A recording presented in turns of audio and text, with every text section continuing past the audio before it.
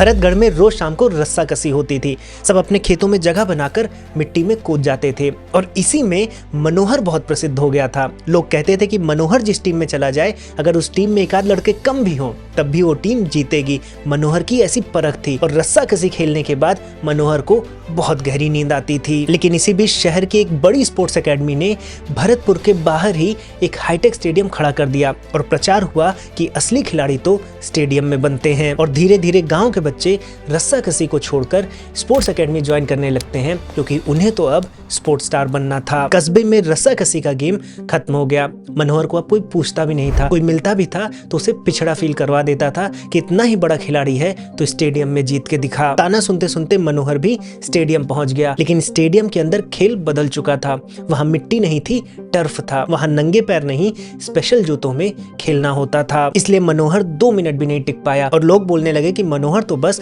अपने घर का शेर था और इसी शर्म से उसका दिन गुजरता रहता था। लेकिन मनोहर ने हार नहीं मानी। उसे अपने ऊपर विश्वास था कि वो गांव का बेस्ट है और वो मेहनत करना नहीं छोड़ेगा। लेकिन इस नई ट्रेनिंग से उसका शरीर बहुत दर्द होता था और मन ऐसा बेचैन होता था कि बिना नींद की गोली खाए उसे नींद नहीं आती थी। लेकिन बेस्ट बनने की चाहत में वो लगा रहा और कुछ ही दिनों में उसने शहर के बड़े बड़े खिलाड़ियों को हरा भी दिया और गांव के लोग फिर से उसकी तारीफ करने लगे। लेकिन फिर न्यूज आई कि एकेडमी इस खेल को बंद कर रही है क्योंकि इस खेल में बहुत इंजरी हो रही है और ये शरीर के लिए अच्छा नहीं है। अब एकेडमी एक अल्टरनेटिव वर्जन पर काम करेगी। मनोहर गांव लौट आता है और पाता है कि गांव में तो अब रस्सा कसी होती ही नहीं है, तो वो भी अपने काम में लग जाता है। लेकिन जिस ट्रेनिंग से वो गुजरा होता है उसके कारण उसकी रीढ़ की हड्डी में कभी कभी दर्द उठता था, इसीलिए वो पास के अस्पताल में अपना इलाज कराने लगता है। कुछ महीनों बाद उसी अस्पताल में एक लड़का मनोहर के पास दौड़ कर आता है और बोलता है कि मनोहर अब जल्दी से ठीक हो जाओ क्योंकि एकेडमी ने